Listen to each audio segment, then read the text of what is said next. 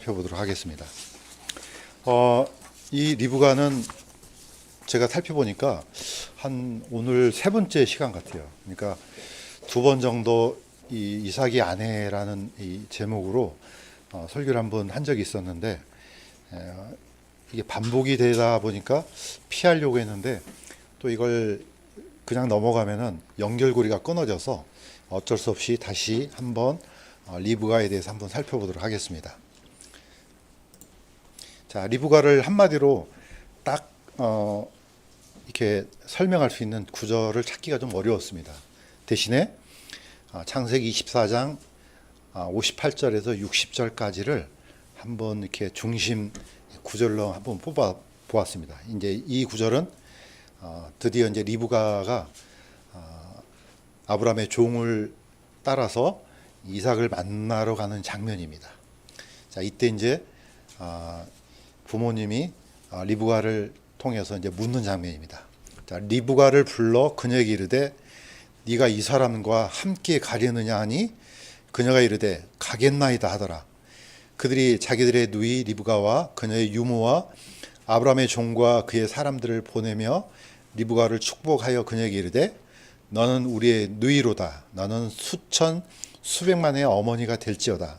내 씨가 자기들을 미워하는 자들의 문을 소유할지로다 하니라. 자, 여기서 이제 드디어 이삭의 아내 리브가가 자신의 고향을 떠날 때 기록했던 장면입니다. 자, 사실 이 성경을 보면은 우리가 그 배경을 자세하게 어떤 이제 공감하기는 어렵지만은 이 부분은 이제 드디어 이삭의 아내가 되기 위해서 물어보는 장면입니다. 그런데 이제 아브라함의 종이 아브라함의 명을 받들어서 브엘세바에서 저 멀리 이제 하란까지 가서 드디어 이제 이 아브라함이 찾던 이삭의 아내를 찾았습니다. 찾고 이제 이렇게 해서 이제 드디어 허락을 받고 이제 이삭의 아내를 데리고 이제 다시 돌아와야 되는데 이삭의 이 리브가의 부모들은 가는 건 좋은데 한 열흘 정도 회포도 풀고 또 과거에 정들었던 이야기도 나누고 이렇게 이별의 시간을 좀 갖고 싶었습니다. 그런데 이 아브라함의 종은 다짜고짜 바로 어제 저녁에 얘기를 해놓고 바로 일어나자마자 리브가를 데리고 가겠다고 이렇게 합니다. 그러니까 부모들이 화들짝 놀래서 막을 방법은 없지만 그러면은 이 신부한테 한번 물어나 보자. 그 장면이에요. 그래서 리브가한테 물었더니 리브가가 대뜸 하는 말이 가겠나이다. 지금 당장. 지금 가겠나이다. 이렇게 해서 이제 드디어 리브가의 역사가 이제 시작됩니다. 사실 이 짧은 이 단어지만은 너무나 강렬하지 않습니까? 가겠나이다. 어떻게 보면은 우리 삶 속에서 이러한 결단이 계속해서 반복됩니다. 이랬을 때 내가 하나님을 믿고 또 하나님의 약속을 믿고 또 하나님의 인도하심을 믿는다면은 이런 결단이 일어났으면 좋겠습니다. 자, 그 배경을 한번 보겠습니다. 계속해서 제가 이 지도를 많이 쓰잖아요. 이제 지도를 많이 쓰는 이유가 좀 많이 공감이 되지 않을까 이렇게 생각이 듭니다. 한 번 더 이 사라 때 한 번 더 썼지만 똑같습니다. 이거는 이 패턴은요. 아브라함이 갔던 길입니다. 어디까지가 갈대아 우르에서 쭉 타고 올라가서 이제 하란까지가 아브라함이 드디어 갈대아 우르 메소포타미아 지역에서 떠나서 하란까지 갔던 지역은 이건 아브라함의 여정입니다. 자, 하란에서 쭉 내려오잖아요. 그래서 세겜을 거치고 헤브론을 거치고 브엘세바를 거치고 브엘라 헤로이까지가 바로 이제 이 여정이 이제 이 리브가의 여정입니다. 그러니까 아브라함의 종을 보냈을 때는 브엘세바에서 보냅니다. 거의 아브라함의 어떻게 고향이라고 할 수 있을 정도가 이제 될 정도로 여기서 많이 머물러 있었던 것 같아요. 그래서 브엘세바에서 아브라함의 종을 보냈는데 거기까지가 거리가 한 약 900km 정도. 오늘날은 900km에 봤자 도로가 잘 닦여 있어서 금방 가잖아요. 아마 이때는 아마 몇 달이 걸렸을지도 몰라요. 쭉 타고 가지고 어떻게 천신만고 끝에 하나님께서 복 주셔서 아브라함이 찾던 그 신부를 딱 구합니다. 이제 그 신부가 바로 이제 리브가죠. 자, 리브가가 이 하란에서 떠나서 드디어 이삭을 만나러 오는 이 스토리가 바로 오늘 이제 살펴볼 겁니다. 자, 구약 성경은 보면은 역사이기도 하고 실제 사건입니다. 그런데 우리가 구약을 깊이 묵상하는 이유가 하나님께서는 이걸 단순한 스토리로 만들지 않고 이 속에다가 어마어마한 진리를 심어 놓습니다. 이걸 이제 우리가 이제 찾아내는 겁니다. 마치 하나님께서는 이 지구상 땅 밑에다가 어마어마한 보물들을 숨겨 놓잖아요. 그 찾는 건 누가 찾는 겁니까? 우리가 찾아내는 겁니다. 땅 속에는 금도 있고 은도 있고 다이아몬드도 있고 많은 것이 있습니다. 그러나 하나님께서 찾아갖고 주는 게 아니죠. 이걸 찾는 것은 우리가 찾는 겁니다. 그러니까 어떻게 보면 성경은요, 저는 그런 생각이 들어요. 구약을 읽을 때마다 이게 단순한 스토리로 전해지는 것이 아니고 하나님께서 주시고자 하는, 이걸 좀 알았으면 하는 메시지가 약간 이제 보이기 시작합니다. 뭐 누구든지 다 보일 수 있습니다. 어떤 장면에서 그러냐? 사실 아브라함과 이삭의 관계를 보면은 이게 단순히 아브라함과 이삭의 관계가 아니라는 걸 알 수 있습니다. 아브라함한테 하나님께서 명령하실 때 어떻게 명령합니까? 너의 유일한 아들, 너의 사랑하는 아들 이삭을 번제로 드리라. 이 명령 속에서는 지금 누구의 마음도 숨겨 있습니까? 사실은 하나님의 마음을 숨겨 놓습니다. 너도 그 유일한 아들을 번제로 드렸지 않느냐? 그렇다면 나도 그러겠다는 거죠. 사실 하나님께서 가장 사랑하는 유일한 아들은 예수 그리스도밖에 더 됩니까? 이분 아브라함도 자신의 아들을 모리아산에서 번제로 드렸던 것처럼 그 모리아산이 예루살렘 아니겠습니까? 하나님께서도 자신의 독생자를 바로 예루살렘 모리아산에서 번제로 드렸습니다. 이런 것들이 구약 성경 안에는 드러나 있어요. 쭉 보면은 누구든지 쉽게 이거는 아브라함에 대한 얘기가 아니고 하나님에 대한 얘기구나. 이게 이삭에 대한 얘기가 아니고 예수님에 대한 얘기구나. 그래서 우리가 그 안에서 하나님의 놀라운 사랑과 또 하나님의 궁유를 우리가 발견할 수 있습니다. 자, 그런데 굉장히 이게 그 세 사람이 굉장히 중요한 어떤 포지션을 갖고 있는 것 같아요. 첫 번째는 아브라함입니다. 두 번째는 이삭입니다. 그 다음에 세 번째는 아브라함이 보낸 종입니다. 이 세 인격을 보면은 마치 아버지 하나님과 이삭과 성령의 어떤 속성을 이렇게 좀 깨우칠 수 있을 것 같아요. 자, 오늘 비록 리브가에 대한 얘기이지만은 이 안에는 이런 속성도 우리가 충분히 얻어낼 수가 있습니다. 왜냐하면은 특히 종은 자신의 이름이 없습니다. 어떤 사람은 뭐 엘리에셀이 아닌가? 그건 모릅니다. 그러나 성경에는 안 나타났어요. 단지 뭐냐? 이 아브라함의 종은 누구로부터 보내심을 받았냐? 보냄을 받았냐? 아브라함으로부터 보냄을 받아요. 항상 보냄을 받았다는 의미는 너무 중요합니다. 보냄을 받았다는 사람은 항상 자신이 중요한 게 아니고 보낸 사람을 위해서 일합니다. 그래서 아브라함의 종은 철저하게 가서 하란까지 가서 리브가를 다시 데려오기까지 자신의 일은 하나도 없습니다. 철저하게 아브라함과 이삭을 위해서 일합니다. 이게 바로 보내심을 받은 아주 중요한 그런 개념이죠. 구약 성경에는 다 그분들이 누굽니까? 이분들이 다 대언자고 신약에서는 사도들입니다. 자, 영어로 아포스톨은 헬라어의 아포스톨로스로 이 단어로서 보내심을 받다는 뜻입니다. 그러니까 사도들은 철저하게 예수님께서 전하라고 하는 명령만 전하는 사람들입니다. 그러면 사도들만 그렇습니까? 사도들이 전했던 복음이 우리한테 전해졌기 때문에 우리도 똑같이 그분들이 우리한테 맡겨주신 복음만 전하면 됩니다.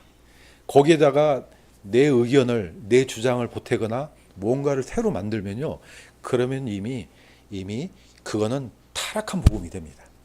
자, 오늘 이 패턴을 한번 쫓아가 보도록 하겠습니다. 자, 혼인. 우리가 이 세상에 살면서 이런 혼인식 또는 혼인잔치 또는 결혼식에 많이 참여를 하게 됩니다. 할 때마다 우리 그리스도인들은 볼 때마다 그 생각이 나지 않습니까? 신랑과 신부가 만나서 결혼하는데 그냥 단순한 결혼의 문제가 아니고 왜 하나님께서 저 제도를 우리에게 주셨을까? 저는 맨날 하면 그런 생각이 들어요. 왜 저걸 주셨을까? 예. 사람들은 자기가 결혼을 하면서 이게 왜 내가 지금 하고 있지? 이걸 깨달을 수가 없습니다. 그러나 적어도 우리 그리스도인들은 이걸 통해서 하나님께서 우리에게 주신 또 이 결혼을 통해서, 혼인을 통해서 깨닫기를 원하는 그런 부분이 분명히 있습니다. 그게 최초가 바로 창세기에 나오는 아담과 이브의 혼인입니다. 자, 그런데 하나님께서 아담은 흙으로 만들었지만은 이브는 하와는 흙이 아닙니다. 뭘로 만들었느냐? 아담의 갈비뼈로 만듭니다. 이것부터 이미 하나님께서 계획을 주신 거죠. 자, 이렇게 돼 있습니다. 주 하나님께서 갈비뼈로 여자를 만드시고 그녀를 남자에게로 데려오시니 아담이 이르되 이는 내 뼈 중에 뼈요 내 살 중에 살이라. 그러므로 남자가 자기 아버지와 어머니를 떠나 자기 아내와 연합하여 그들이 한 육체가 될지니라. 이게 창세기입니다. 그런데 저는 창세기를 볼 때마다 어떤 게 약간 의문이냐면은 아버지는 알겠는데 어머니란 단어를 아담이 이해를 할까? 첫사람 아담이 이 어머니란 단어를 이해할까? 그런데 이게 반복됩니다. 물론 기획성경에는 부모라고 돼 있지만 어쨌든 단어가 구별되어 있어요. 아버지와 어머니를 떠나 자기 아내와 연합하여 그들이 한 육체가 될지 이렇게 돼 있습니다. 그런데 이게 신약에 와서 반복이 됩니다. 예수님도 똑같은 얘기를 하셨고요. 자, 사도 바울은 이걸 그리스도와 교회의 관계로 이 얘기를 합니다. 두 번째 거는 중요하니까 같이 한번 읽어보도록 하겠습니다. 시작. 남자가 자기 아버지와 어머니를 떠나 자기 아내와 결합하여 그들 둘이 한 육체가 될지니라. 이것은 큰 신비니라. 그러나 내가 그리스도와 교회에 대하여 말하노라. 예. 사도 바울이 이렇게 얘기를 하니까 아담과 이브에 대한 관계 또 혼인에 대한 게 결국은 예수님과 교회에 대한 설명이구나. 우리는 그 매번 같은 장면을 보아왔지만은 이 세상에 있는 사람들이 지금 하나님께서 예수님과 교회 관계를 깨닫도록 주시려고 이 제도를 만들었다는 것을 죽었다 깨나도 모릅니다. 이건 누구만 알 수 있습니까? 그리스도인들만 알 수가 있습니다. 그리스도인들은 그 결혼을 통해서 언젠가 예수님과 교회가 저렇게 만나겠구나. 우리가 이걸 얻어낼 수 있습니다. 그런데 계속해서 의문이 든 게 아까 얘기했던 것처럼 왜 그런데 부모를 떠나 아버지 어머니를 떠나서 자기 아내와 연합한다는 이 말을 썼을까? 저는 이게 사실 풀리지 않았습니다. 그런데 리브가를 통해서 이게 이런 뜻이겠구나 생각이 좀 들었습니다. 공감이 될지 안 될지는 모르겠지만 다시 한번 쫓아가 보도록 하겠습니다. 자, 이 사진을 보시면은 이 사진은 유대인들의 결혼입니다. 자, 유대인들의 결혼이요. 지금은 시대가 변해서 다양합니다. 자, 특징이 딱 있습니다. 여기 사진에 보면은 신랑이 있죠. 신랑이 뭘 안 썼습니까? 키파를 안 썼죠. 유대인의 모자를 안 썼어요. 그럼 이 사람은 약간 리버럴한 유대인이구나 알 수가 있습니다. 그 신부는 모르겠어요. 자, 그런데 오른쪽에는 뒤에 키파를 썼잖아요. 이 사람은 적어도 하레딤, 그러니까 약간 정통파 유대인일 가능성이 있구나 생각됩니다.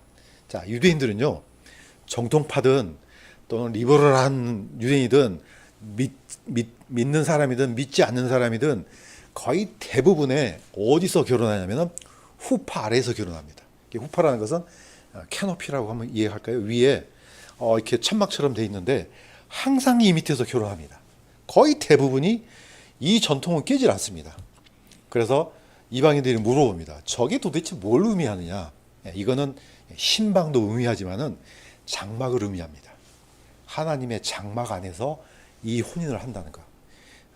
유대인들을 연구하기 위해서 필수적으로 봐야 되는 영화가 있습니다. 지붕 위의 바이올린. 잘 모르실 거예요. 아주 오래된 영화예요. 이 이제 유대인 지금 우크라이나 지방에 살았던 유대인이 가정에 딸들이 태어나는데 그 딸들이 이제 혼인을 하는데 아버지는 이런 형식으로 결혼하기를 원했지만은 이 자녀들이 이제 세상 여러 가지 이제 그 풍습 또는 다른 남자를 만나서 이제 뿔뿔이 흩어집니다. 그런데 이 아버지가 남긴 마지막 말이 있어요. 누구랑 결혼하든지 반드시 후파라 했으면 좋겠다. 그러니까 이 전통을 깨지 말라는 겁니다. 자, 어떻게 보면은 이게 주는 메시지가 강렬합니다. 하나님께서는 다양한 결혼식이 있지만은 하나님의 장막 안에서 이루어지기를 원합니다. 그러니까 어떻게 보면은 우리가 결혼을 할 때도 저 모습이 하나님의 장막 안에서 이루어지는 그런 모습이겠구나 우리가 이제 생각할 수가 있습니다. 자, 그런데 리브가의 특징이 있습니다. 지난번에도 한번 했습니다. 아브라함은 명령을 하기를 이삭의 아내는 이 가나안 족속 중에서 택하지 말라는 겁니다. 우리는 이 교훈을 통해서 분리의 교훈을 얻어낼 수가 있습니다. 사실 아브라함이 있었을 당시 때는 뭐 가나안 족속 안에 살고 있었어요. 자신이 뭐 지금처럼 뭐 여러 민족이 막 싸우고 이런 때가 아니에요. 아브라함은 그냥 들어와서 막 지금 어떻게 보면은 지금 식구들 꾸려가지고 막 지금 성장해가는 이런 타이밍이에요. 그런데 아브라함이 드디어 이삭을 위해서 아브라함의 종한테 이르되 이렇게 합니다. 가나안 족속의 딸들 중에서 내 아들 위하여서 아내를 취하지 말고 오직 내 고향 내 친족에게로 가서 내 아들 이삭을 위해 아내를 취하라. 뭐 누구랑 결혼하면 어때요? 그냥 사랑하는 사람하고 결혼하면 제일 좋잖아요. 그런데 아브라함은 분명합니다. 여기서 취하지 마라. 아브라함은 본능적으로 한 겁니다. 예. 이삭의 아내는 정결해야 된다는 거죠. 믿음의 자손의 그 믿음이 계속해서 흘러가려면은 굉장히 중요한 거죠. 사실 이 혼인이 우리 그리스도인들 입장에서는 이게 어떻게 보면 분리에 굉장히 중요한 그런 분기점이 돼요. 신약성경에는 어떻게 합니까? 너희는 믿지 않는 자들과 더불어 공평하지 않는 멍에를 매지 말라. 왜냐? 믿지 않는 사람을 우리가 전도하는 건 좋은데 결혼하는 것은 아까 얘기했던 것처럼 장막 안으로 같이 들어오는 겁니다. 저 인격과 이 인격이 같은 장막에 들어오게 되면 어떤 일이 일어납니까? 내가 믿는 사람이고 상대방이 믿지 않아요. 그럼 혼인을 하게 되잖아요. 그러면 물론 이 사람을 변화시키는 것도 있지만 반대로 이 사람 때문에 내 신앙이 무너질 가능성이 아주 높습니다. 그 중요한 사람이 누구였습니까? 솔로몬이었습니다. 솔로몬은 이방 여인들과 결혼했는데 문제는 이방 여인들하고 결혼하는 게 문제가 아니고 그 여인들이 가지고 있던 신들이 들어와요. 그래서 어떻게 했습니까? 그 지혜로웠던 솔로몬 왕을 완전히 망가지게 만들었습니다. 그래서 이걸 지켜내라는 겁니다. 이거는 하나님을 위해서 또 하나님에 드리는 예배를 위해서 또 내 자신의 신앙을 위해서 또 우리 교회를 위해서 굉장히 중요한 문제입니다. 자, 그래서 우리는 아브라함이 명령한 이 명령 속에는 이런 분리의 교훈이 있구나. 비록 구약이지만은 신약과 같은 그런 강렬한 메시지가 이 안에 들어있음을 우리가 알 수가 있습니다. 두 번째는 드디어 아브라함의 종이 아브라함의 명을 받들어서 쭉 하란까지 갔습니다. 자, 갔는데 아까 어떤 얘기를 먼저 하냐면은 이겁니다. 아브라함의 종이 드디어 이삭의 신부를 찾았어요. 드디어 이제 이삭의 신부가 된다고 약속까지 했어요. 그런데 혹시 그 여자가 나를 따라 이 땅으로 오려 하지 아니하면은 그러면은 내가 주인의 아들을 다시 그 땅으로 데리고 가야 합니까? 물어봅니다. 그 말은 무슨 말이냐 하면은 한 번도 본 적이 없잖아요. 신랑을. 그러니까 이 신랑이 진짜 맞아 하고 증명을 해야 됩니까? 이 뜻입니다. 그러니까 아브라함이 뭐라고 합니까? 내 아들을 데리고 거기로 다시 가지는 말라. 자, 이 이삭을 데리고 가서 증명하지 말라는 겁니다. 이 메시지는 아주 중요합니다. 아브라함은 이삭의 아내는 반드시 뭐가 필요하다? 믿음이 필요하다는 겁니다. 본 적도 없고 뭐 그에 대한 정보가 하나도 없어요. 그렇지만은 보지도 않았지만은 진실로 믿고 따라오면은 그 여자는 이삭의 아내가 분명하다는 겁니다. 데리고 가지 말라. 예수님도 이렇게 얘기하셨습니다. 도마가 그러잖아요. 다른 사도들은 예수님이 부활하신 모습을 다 봤어요. 그렇지만은 도마는 안 믿었습니다. 내가 그분 손에 내 손가락 넣어보고 옆구리에 넣어보고 만져보고 내가 그러면 믿겠다. 8일째 되던 날 예수님이 딱 나타나셨어요. 이렇게 얘기하시잖아요. 도마야, 너는 나를 보았으므로 믿었으나 보지 않고도 믿는 자들은 복이 있도다. 우리 가운데 지금 같이 기도하고 예배드리는 사람들 중에 예수님이 어떻게 생기는지 어떻게 본 사람 아무도 없잖아요. 그런데 왜 믿습니까? 왜 믿어요? 세상 논리로는 정말로 이해되지 않는 사람들이에요.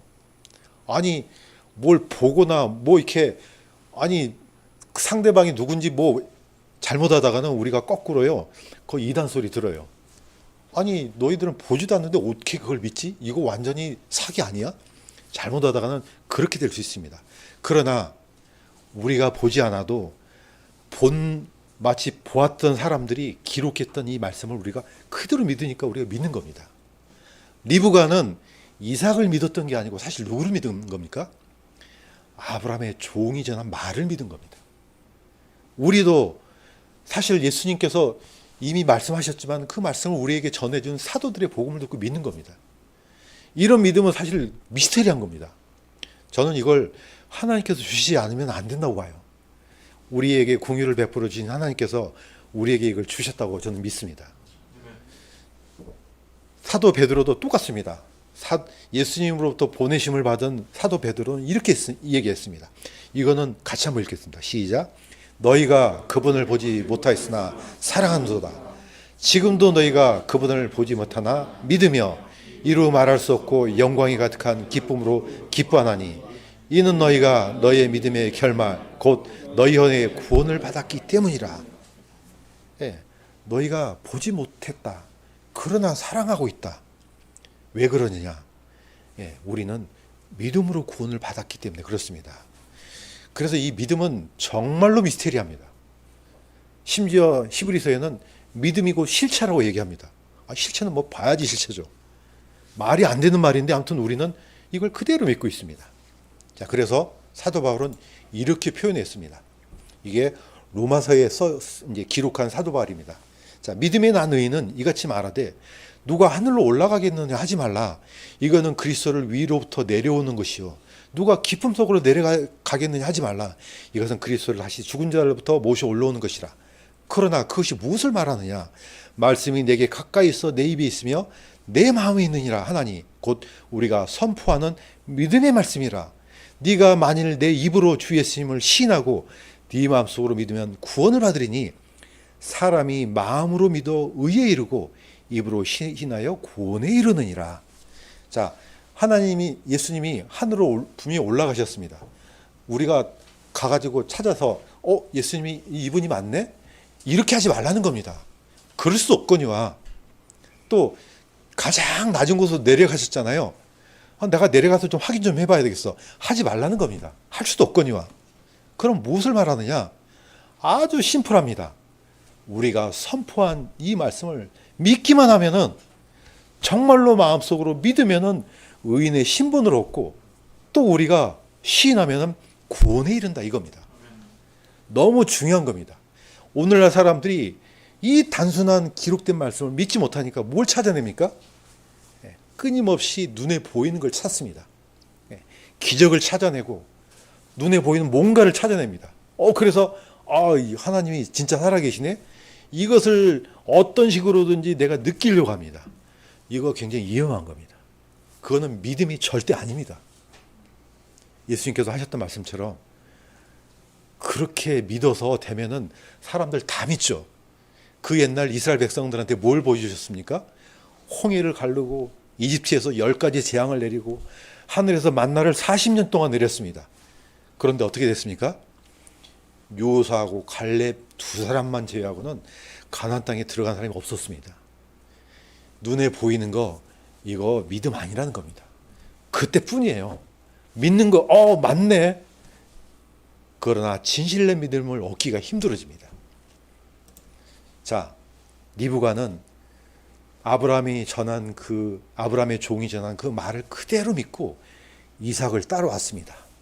자, 세 번째는 이게 중요합니다. 리브가는 한 번도 처음 본 사람이에요.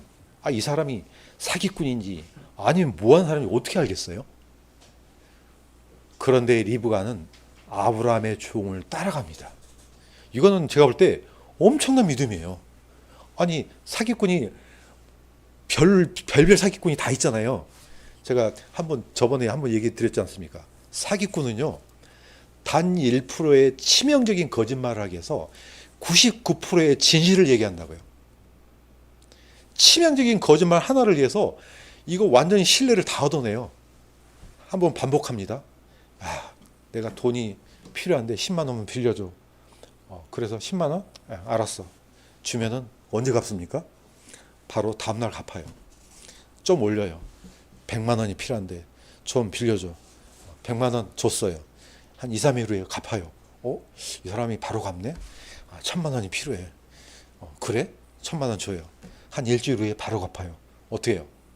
이 사람 믿을 만하네? 얼마를 빕니까? 1억을 빌려요. 그 다음에 어떻게 합니까? 날라버립니다.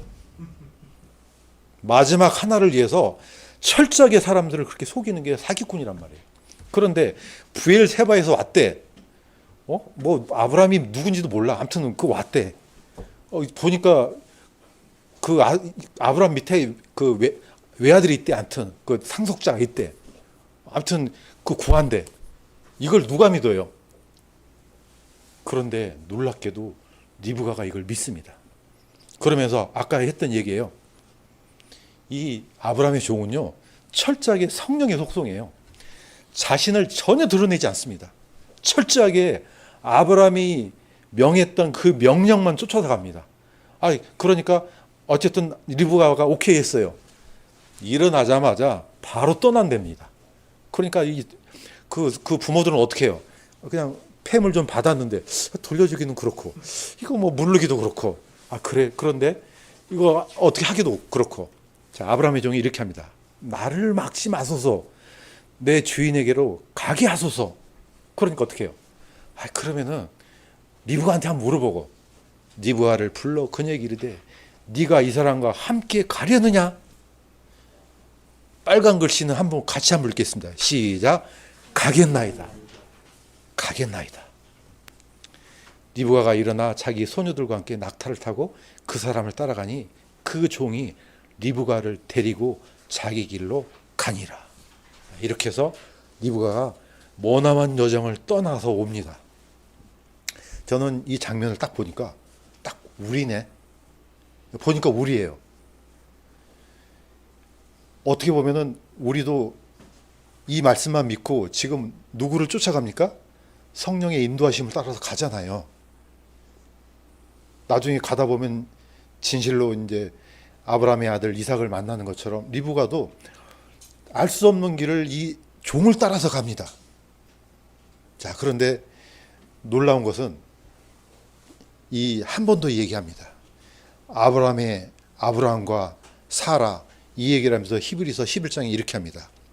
참으로 그들이 자기가 떠난 본향을 깊이 생각하였더라면 돌아갈 기회가 그들에게 있었으려니와 이제는 그들이 더 좋은 본향을 사모하니 곧 하늘의 본향이라. 아브라함과 사라는 갈대아 우르를 떠나와서 단 한 분도 돌아가지 않습니다. 멀기도 하거니와 또 그곳은 본향이 아니라는 거예요. 우리의 본향은 비록 우리가 이 땅에 태어났지만 각자의 고향이 있을 거 아니에요. 그게 진짜 고향은 아니잖아요. 우리의 본향은 저 하늘에 있다는 겁니다. 선조 그리스도인들은 다 이런 신앙을 따라서 갔습니다. 그러므로 하나님께서도 그들의 하나님이라 불리는 것을 부끄러워하지 아니하시다니 그분께서 그들 위하여 한 도시를 예비하셨느니라. 이 리브가는 이 종을 따라서 바로 그곳을 가고 있는 겁니다. 사실 그곳이 어딘지 상관없어요. 누구만 있으면 됩니까?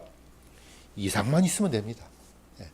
자기의 신랑이 된 그 사람만 있으면 그곳이 바로 본향입니다. 리브가는 바로 하란을 떠났습니다. 한 번도 되돌아가지 않습니다. 저는 우리도 똑같아야 된다고 생각됩니다. 비록 우리가 이 땅에서 태어났고 각자 본향이 있지만 고향이 있지만은 우리가 갈 곳은 그곳이 아닙니다. 그러니까 역시 우리의 신앙생활 자체가 이 리브가의 머나먼 기나긴 여정하고 똑같다 저는 생각돼요. 자, 리브가를 기다린 이삭. 자, 드디어 이제 이삭이 아까 부엘라 헤로이에서, 여기는 이제 킹제임 성경에서는 라헤로이 우물이라 했잖아요. 같은 말입니다. 부엘라 헤로이. 예, 원어가 그렇습니다. 여기는 아마도 부엘세바 밑에쯤 있는 것 같아요. 이삭이 이 길에서 왔으니 저물 때 들에 나가 묵상하다가 눈을 들어 바라보니 보라 낙타들이 오더라. 아마 사진에 있는 이런 장면 같아요. 여기서 중요한 게 있습니다. 이삭이 어디서 기다렸습니까? 장막에서 기다린 게 아니에요. 들판으로 나오잖아요. 그냥 거기 목이 아마 기린목처럼 됐을 거예요. 언제 오나, 이제나 저제나. 이때 저 멀리서 낙타들이 옵니다. 누구겠습니까? 자신의 신부겠죠. 이삭이 리브가를 만나서 어디로 데려갑니까? 어머니 사라의 장막으로 데려가 그녀를 취하니 그녀가 그의 아내가 되었더라. 저는 여기서 그 부모를 떠나 자기 아내와 연합한다는 약간 수수께끼 같은 그런 구절이 약간 이해가 됐어요. 우리 구주 예수님은요, 저기 하늘나라에서 기다린 게 아니에요. 어디서 내려옵니까? 하늘로부터 공중으로 내려온다는 겁니다. 중간으로 내려와요. 거기서 만나서 교회를 취해서 나중에 영원한 본향으로 천국으로 데려간다는 겁니다. 저는 이 리브가의 여정을 통해서 이 속에 하나님과 예수님과 교회와 이런 모습들이 다 보이더라고요. 자, 마무리하겠습니다. 공중에서 만나게 될 예수님과 교회. 이거는 중요하니까 같이 한번 읽어보겠습니다. 시작. 주께서 호령과 천사장의 음성과 하나님의 나팔 소리와 함께 친히 하늘로부터 내려오시리니 그리스도 안에서 죽은 자들이 먼저 일어나고 그 뒤에 살아서 남아있는 우리가 그들과 함께 구름 속으로 채 올라가 공중에서 주를 만나리라. 그리하여 우리가 항상 주와 함께 있으리라. 그러므로 이 말씀들로 서로 위로하라. 우리가 매번 읽었던 말씀이에요. 그런데 이 말씀을 가만히 들여다보니까 예수님이 어디서 내려오시냐? 하늘로부터 내려오셔요. 자, 그런데 머물러 있는 곳이 있습니다. 공중이에요. 공중에서 우리는 어떻게 합니까? 이 땅에서 채 올라가 공중에서 주를 만나리라. 이렇게 되어 있습니다. 이삭과 리브가가 어디서 만났습니까? 들판에서 만나요. 들판에서 만나서 자기 어머니 사라의 장막으로 드립니다. 우리도 언젠가는 이 공중에서 만나서 영원한 하늘의 장막으로 들어갈 줄로 믿습니다. 그래서 사도 바울은 이렇게 합니다. 이 말씀들로 서로 위로하라. 왜? 언젠가는 반드시 이 실제 사건이 일어난다는 겁니다. 이 말씀을 아주 잘 써먹는 사람들이 있어요. 누굽니까? 이단들이에요. 이단들도 쓰고, 물론 우리도 쓰지만은 이거는 이단들이 쓰는 그런 말씀이 아니잖아요. 이거는 어마어마한 우리에게 소망을 주는 말씀이에요. 우리는 비록 리브가 한 사람의 인생이지만은 이 속에 하나님 아버지의 사랑과 예수 그리스도의 기다림과 또 리브가의 아름다운 만남을 통해서 언젠가 우리가 실제로 이런 날이 일어나겠구나 하고 우리가 이 리브가의 인생을 통해서 알 수가 있습니다. 자, 우리가 어떤 구약 속에 숨겨져 있는 하나님의 계획을 다 알 수는 없습니다. 그러나 이런 것들은 너무 드러난 것 같아요. 그래서 한 사람을 인생을 통해서 하나님의 놀라운 계획을 이제는 알아차리고 서로 위로하라라는 그런 명령인 것 같다고 저는 생각이 듭니다. 그래서 우리가 오늘 이 시간 우리는 이삭의 아내 리브가를 살펴봤지만은 이 속에서 앞으로 일어날 엄청난 이 소망을 품고 이 세상을 이겨나가기를 주님의 이름으로 간구드립니다. 기도하겠습니다. 하나님 아버지,